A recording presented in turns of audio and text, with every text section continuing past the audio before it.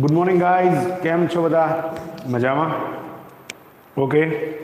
Last time આપણે ભણ્યા હતા ફિમેલ્સ ફોર ફોરેસ્ટ્રી પાઠની અંદર, કે જેની અંદર કનગડ નામનો જે વિસ્તાર છે ઉત્તર પ્રદેશનો, ત્યાં વિરોધ પ્રદર્શન થયું હતું, કારણ કે તે જંગલ વિસ્તારનું વિચ્છેદન થઈ રહ્યું હતું. તે તેમને આર્થિક વ્યવસ્થાનું મૂળ પાયો હતો. માટે અહીંયા નાના બાળકોથી માંડીને વૃદ્ધ લોકો સુધીના જે લોકો હતા, બાળકો હોય, વૃદ્ધો હોય, પુરુષો હોય કે સ્ત્રીઓ હોય, તેમણે આ જંગલોને બચાવવા માટેનું એક ચળવળ અથવા તો એક કહી શકાય કે અહિંસક એક પ્રકારની ચળવળ શરૂ કરી હતી, સત્યાગ્રહ ચાલુ કર્યો હતો, જેને ચિપકો આંદોલન નામ આપવામાં આવ્યું હતું, કારણ કે તે લોકો વૃક્ષોને બાથ ભીડીને ઊભા રહી ગયા હતા અને તેમને બચાવવા માટેના પ્રયત્ન કરી રહ્યા હતા. અહીંયા આપણે જોયું હતું કે આપણા બંધારણની અંદર પણ લાસ્ટ ટાઈમ એટલી વાત થઈ હતી કે આપણા બંધારણમાં પણ એક એવો મુદ્દો છે કે જેમાં આપણે આપણી જે જૈવિક તત્વો છે અથવા તો જે કુદરતી સંપત્તિ છે તેનું શું કરવું જોઈએ? રક્ષણ કરવું જોઈએ અને તેને ઇમ્પ્રૂવ થાય, સુધારો થાય તેવા પ્રયત્ન કરવા જોઈએ. જેની અંદર નદી આવી જાય છે, તળાવો આવી જાય છે, પર્વતો, વૃક્ષો, વનસ્પતિ, બધી જ વસ્તુઓનો સમાવેશ કરી શકાય છે. તો આ રીતે અહીંયા આપણે ત્યાં સુધી જોયું હતું. લાસ્ટ પેરેગ્રાફ પેજ નંબર 27 ઉપર જોઈએ છે.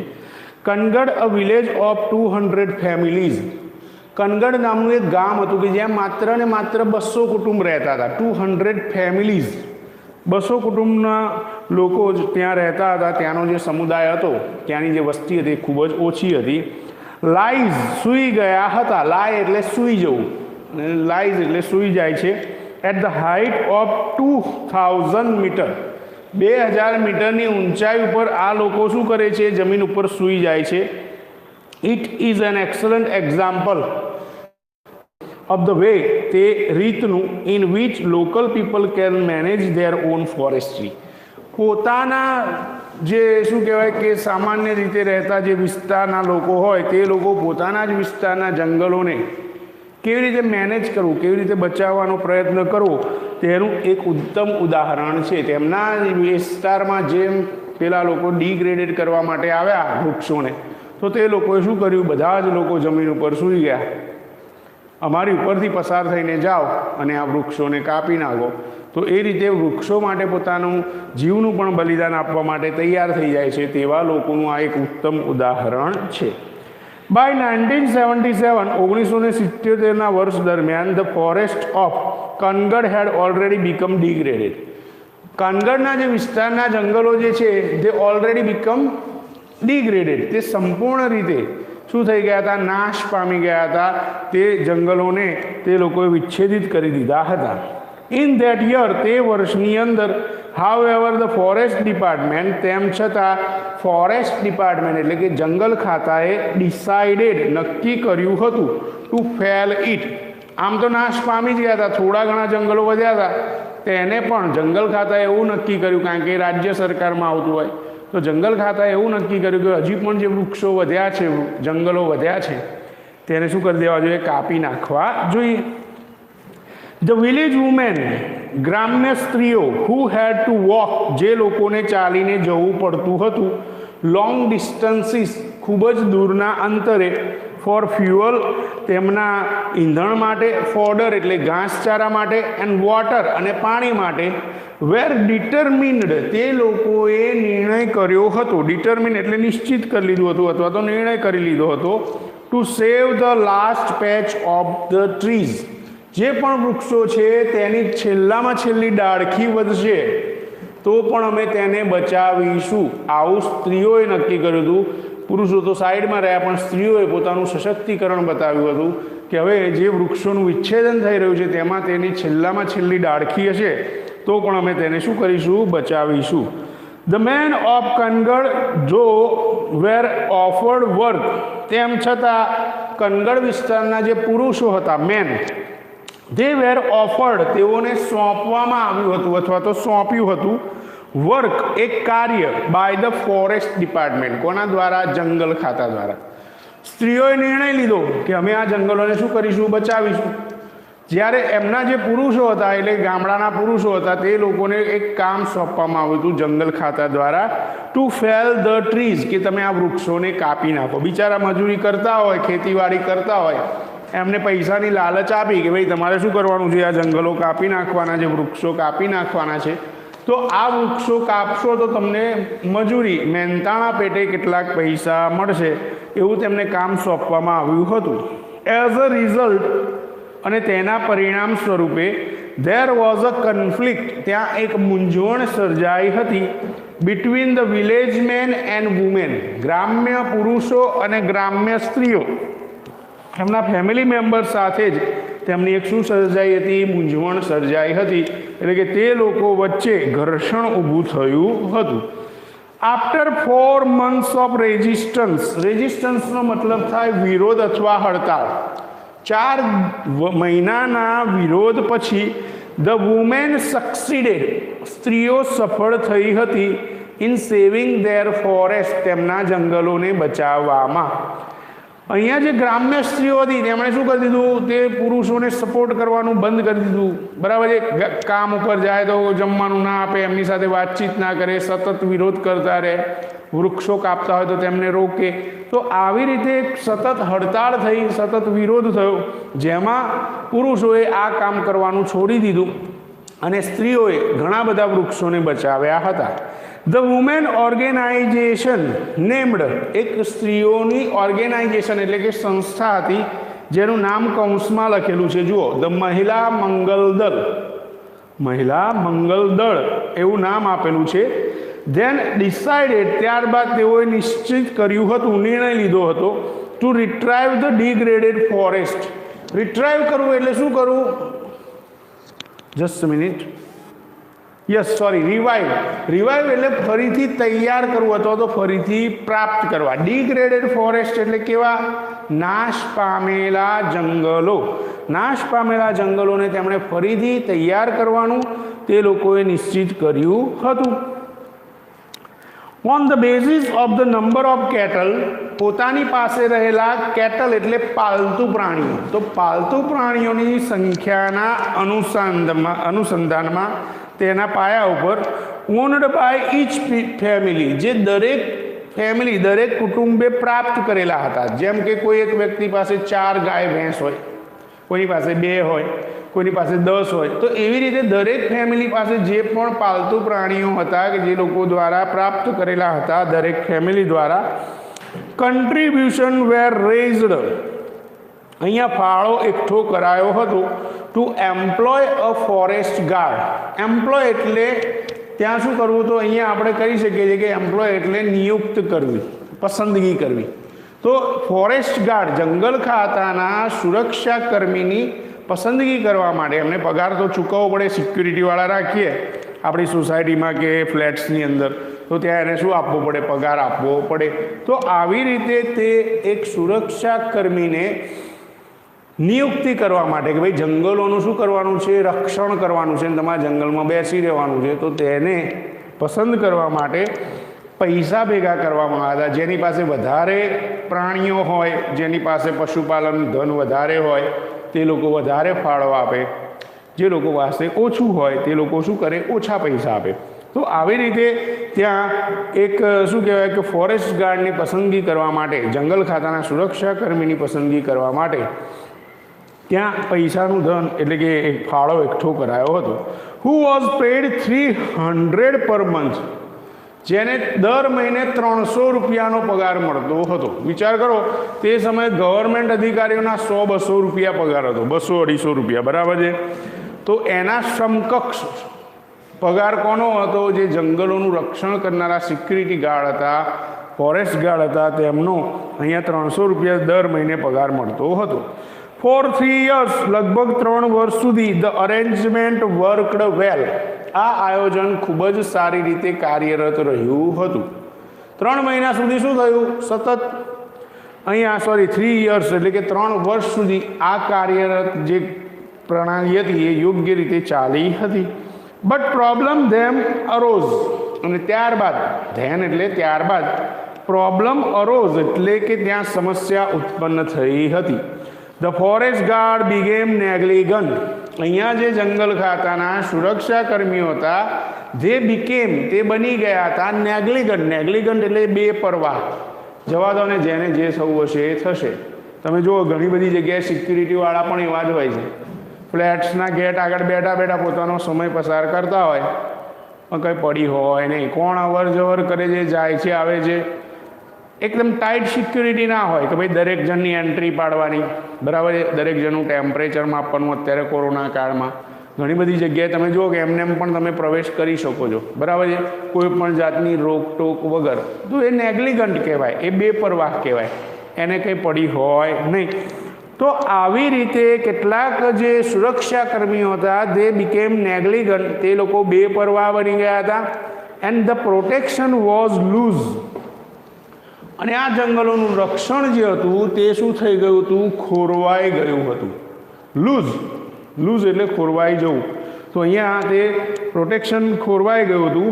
Once the woman discovered this.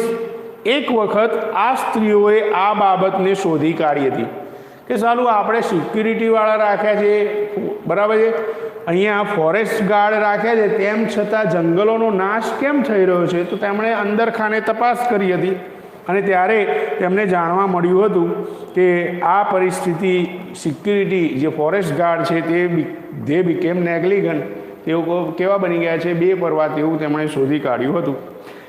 જે એબોલિશ્ડ ધ પોસ્ટ, તેઓએ આ પોસ્ટ છીનવી લીધી હતી.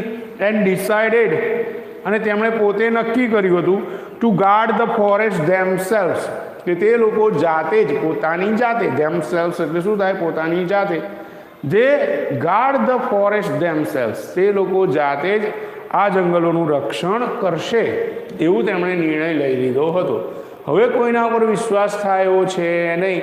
પૈસા આપીને પેલા લોકો ઝાડ કપાઈ નાખતા હોય, તો અહીંયા તેમના ઉપર કોઈ વિશ્વાસ રહ્યો હતો નહીં. નાઉ ધ મહિલા મંગલદળ has assigned the duty.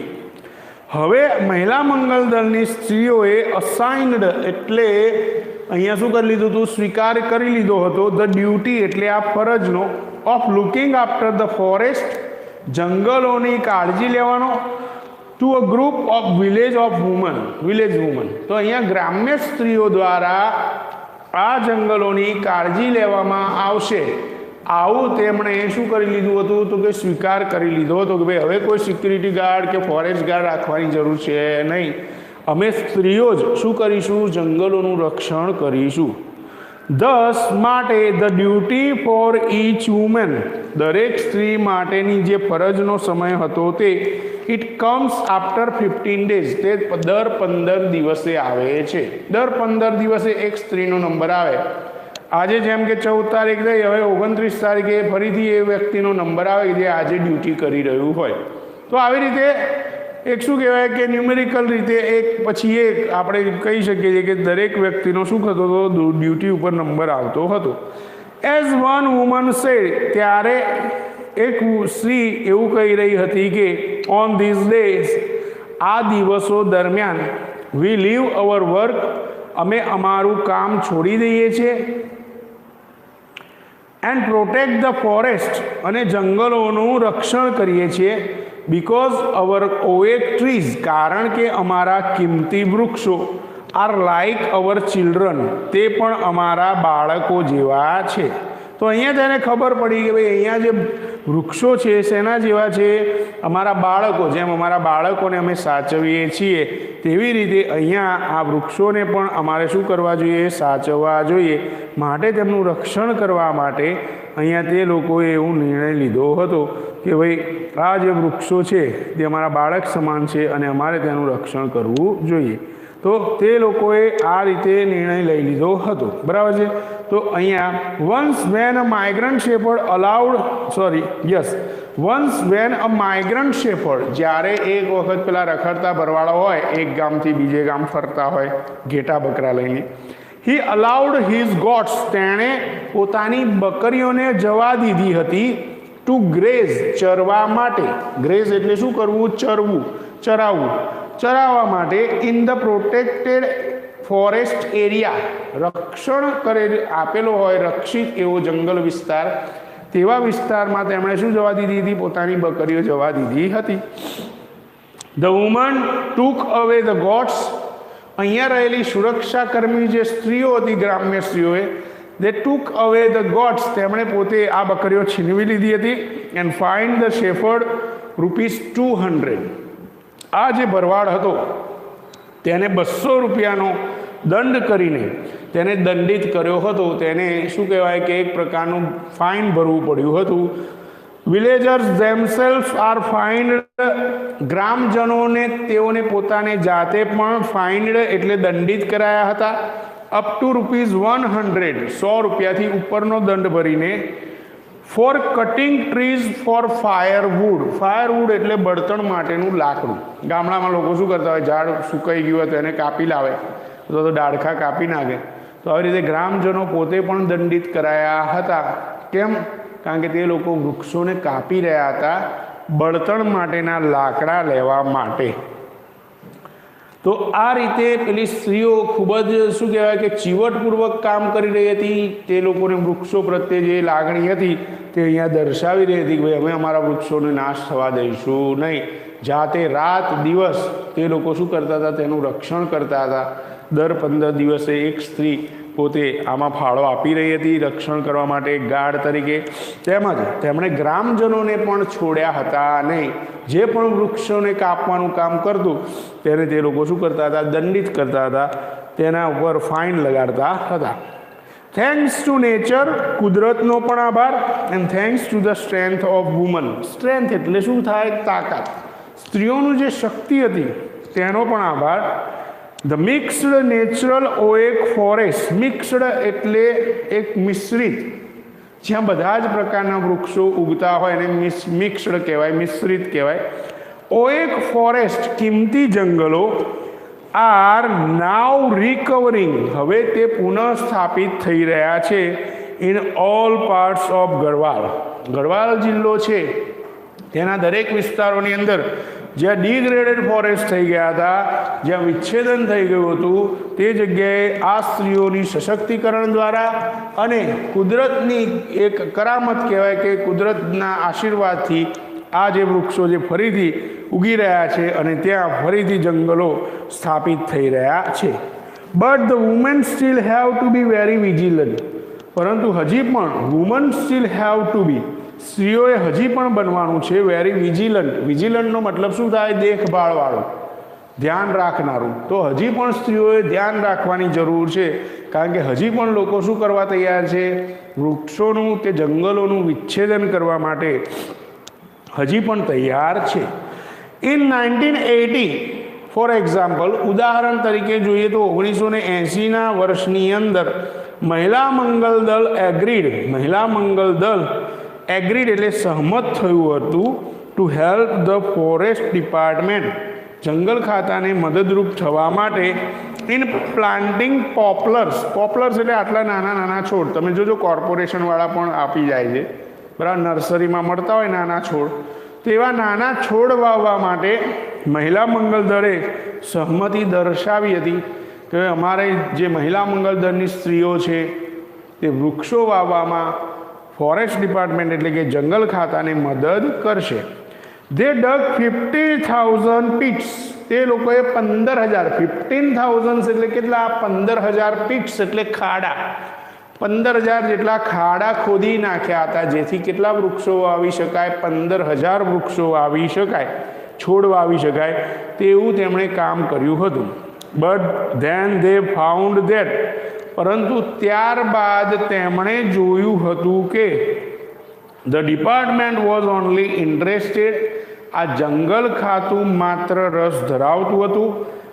In planting પોપ્લર્સ, માત્ર ને માત્ર અહીંયા પોપ્લર્સ એટલે કે નાના નાના છોડ વાવવામાં જ તેમને શું હતું? રસ હતો. ધ વુમેન રિફ્યુઝડ, આ સ્ત્રીઓએ રિફ્યુઝડ એટલે ટાળી દીધું હતું, ના પાડી દીધી હતી. To allow the planting of the poplars, અહીંયા નાના નાના છોડ જે વાવવામાં આવે છે કોમર્શિયલ ટ્રીઝના, તેને તેમણે વાવવા માટેની ના પાડી દીધી હતી. Which is foreign commercial trees, જે વિદેશી અને કોમર્શિયલ ટ્રીઝ એટલે ઉદ્યોગોમાં કામ આવતા હોય તેવા વૃક્ષો હતા, બરાબર, જેનાથી શું બને, પેલી શીટ બને, પ્લાયવુડની શીટ બનાવી શકાય, બરાબર. એ એવા વૃક્ષો હતા કે જેમાંથી કોઈ ઉપજ ના થાય, ખાલી એનું લાકડું જ કામમાં આવે, બાકી કોઈ કામમાં આવે નહીં, એના ઘાસચારા માટે કામમાં આવે, ના તેના ફળો કામમાં આવે, બરાબર. તો અહીંયા આવી રીતે એક કોમર્શિયલ ટ્રીઝ વાવવા માટેનું તેમણે શું કરી દીધું હતું, ટાળી દીધું હતું, ના પાડી દીધી હતી. ઇન્સ્ટેડ તેના બદલે they forced the forest department, તે લોકોએ જંગલ ખાતાને ફોર્સ્ડ એટલે દબાણ કર્યું હતું to plant different kinds of indigenous fodder trees. Different kinds of એટલે અલગ અલગ પ્રકારના ઇન્ડિજિનસ એટલે દેશી, ફોડર ટ્રીઝ એટલે જે ઘાસચારો આપતા હોય પશુપાલન માટે તેવા વૃક્ષો વાવવાનું તેમને દબાણ કર્યું હતું. That wood benefit them directly, જેનો ફાયદો તેમને સીધો ડાયરેક્ટલી થતો હોય તેવી રીતે તેમણે નિર્ણય લીધો હતો કે ભાઈ અહીંયા એવા વૃક્ષો વાવો કે જેનાથી ઘાસચારો મળે, ફળો મળે, જેનાથી અમને ફાયદો સીધો થાય, એવું તેમણે જંગલ ખાતાને દબાણ કર્યું હતું. માટે the natural forest are now regenerating, માટે અહીંયા કુદરતી જંગલો આર નાવ રીજનરેટિંગ, પુનઃ તૈયાર થઈ રહ્યા છે in the હિલી areas in many parts of Uttar Pradesh. ઉત્તર પ્રદેશના ઘણા બધા જે પર્વતીય વિસ્તારો, હિલી એરિયાઝ એટલે શું થાય, પર્વતીય વિસ્તારો, તો ત્યાં અલગ અલગ પ્રકારના દેશી વૃક્ષોના જે જંગલો છે લોકલ, તે આ કુદરતી રીતે તૈયાર થઈ રહ્યા છે. ઇન એડિશન, વધુમાં ટુ સપોર્ટિંગ લોકલ એગ્રીકલ્ચર, તેનાથી શું થઈ રહ્યું છે, લોકલ એગ્રીકલ્ચર, ત્યાંનું જે તે વિસ્તારનું જે ખેતીવાડી છે તેને પણ સપોર્ટિંગ એટલે કે મદદ થઈ રહી છે. અને એનિમલ હસબન્ડરી એટલે પશુપાલનમાં પણ તે લોકોને શું થઈ રહી છે, મદદ થઈ રહી છે. ધ રીજનરેટેડ ફોરેસ્ટ હેવ રિડ્યુસ્ડ, હવે પુનઃસ્થાપિત થઈ ગયેલા જંગલોએ હેવ રિડ્યુસ્ડ ઘટાડી દીધી છે ઇન્ટેન્સિટી એટલે તીવ્રતા ઓફ ફ્લડ્સ, પૂરની, જે પૂર આવતું હતું અને જે જમીન ધોવાઈ જતી હતી, પૂરના કારણે ઘણા બધા મકાનો તૂટી જતા હતા, હવે વૃક્ષો વાવવાથી પૂરની જે તીવ્રતા છે તે પણ ઘટી ગઈ છે. એન્ડ સોઇલ એરોઝન એટલે કે જમીનનું ધોવાણ પણ અટકી ગયું છે. મેં કહ્યું હતું કે જ્યાં વૃક્ષો વાવેલા છે ત્યાં વૃક્ષો ઉપર સીધો વરસાદ પડશે તો એના ડાળીઓથી, પાંદડાઓથી તેની તીવ્રતા શું થઈ જશે, ઘટી જશે. તેની ડાળીઓથી પાણી નીચે ટપકશે તો એની તીવ્રતા ઘટી જશે.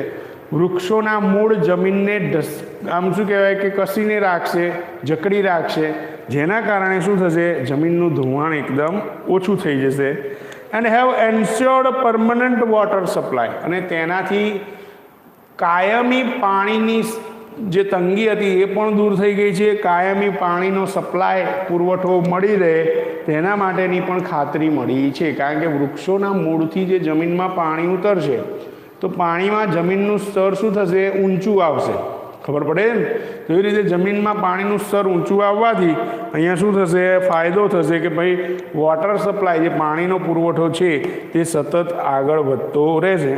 The practice of community protection of forest, આ જંગલોને બચાવવા માટેની જે એક શું કહેવાય કે પ્રયાસ હતો તે એક સમુદાય દ્વારા હેઝ સ્પ્રેડ, તે ફેલાઈ ગયો છે ટુ મેની નેબરિંગ વિલેજીસ, ઘણા બધા અડોશ પડોશના જે જંગલ વિસ્તારો છે, ગામડાઓ છે, ત્યાં આ સ્ત્રીઓનું સશક્તિકરણ જોઈને બીજા લોકો પણ તેમની જેમ શું કરવા લાગ્યા છે, વૃક્ષોને બચાવવા માટેનો પ્રયાસ કરી રહ્યા છે. In fact this is probably the way, અહીંયા પણ આ એક શું કહેવાય કે જે એક માર્ગ છે, મુખ્યત્વે આ વૃક્ષોને બચાવવા માટેનો એક યોગ્ય માર્ગ છે તેવું આપણને કહી શકવામાં આવ્યું છે.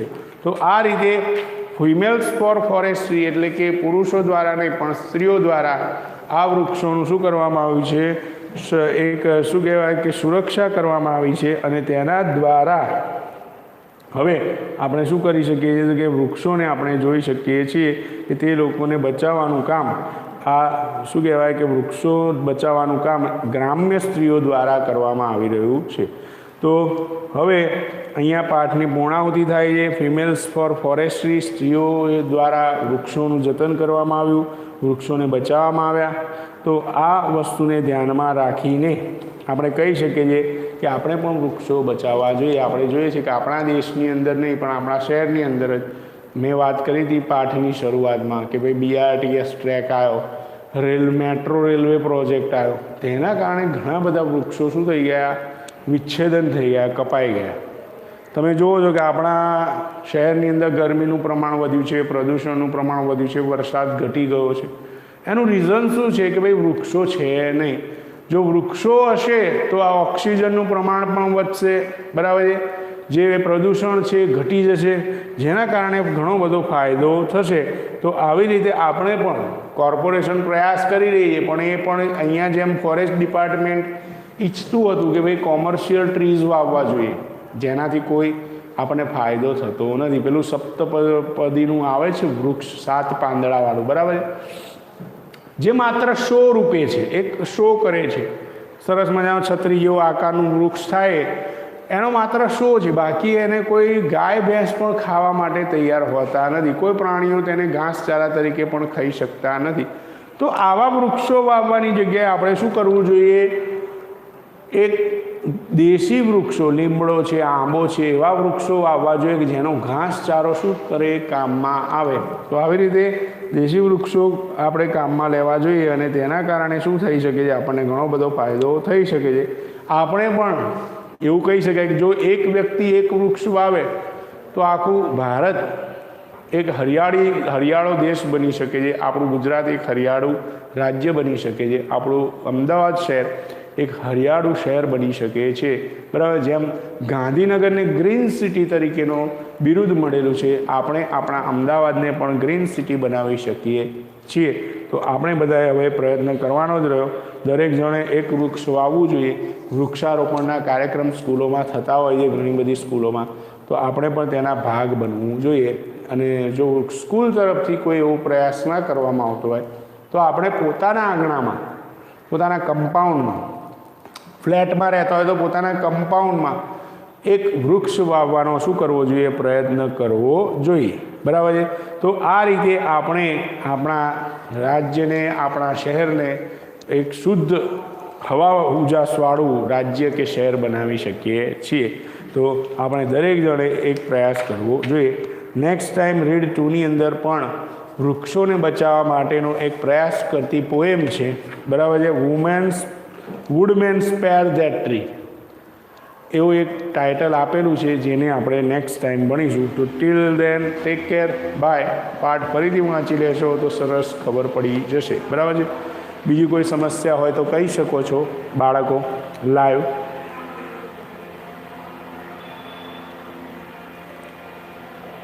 કોઈને કંઈ પ્રશ્ન ખબર ના પડી હોય પાઠની અંદર,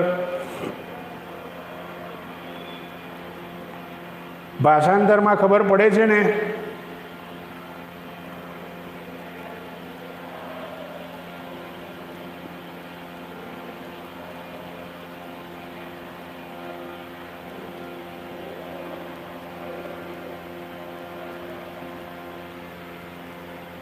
ઓકે, ગુડ. બધાને જો કોઈ પણ કન્ફ્યુઝન હોય તો તમે મને કહી શકો છો લાઈવ, બરાબર છે, કે એના પછી 5 મિનિટનો સમય. હવે આપણે દરેક લેક્ચરમાં લાઈવમાં હું પોતે પણ લાઈવ હોઈશ અને છેલ્લી 5 મિનિટમાં તમે જે પણ કન્ફ્યુઝન હોય તમારા પ્રશ્ન કહી શકો છો. પછી એ ટેક્સ્ટ બુક બેઝડ હોય કે ગ્રામર બેઝડ હોય, તમને જે ખબર ન પડે તેનું તમારે મને તરત જ જાણ કરવી, બરાબર છે. ઓકે, તો ટેક કેર અને કાળજી રાખજો. થોડુંક વાતાવરણ ખરાબ છે એટલા માટે. નેક્સ્ટ ટાઈમ મળીએ છીએ. Till then take care, by.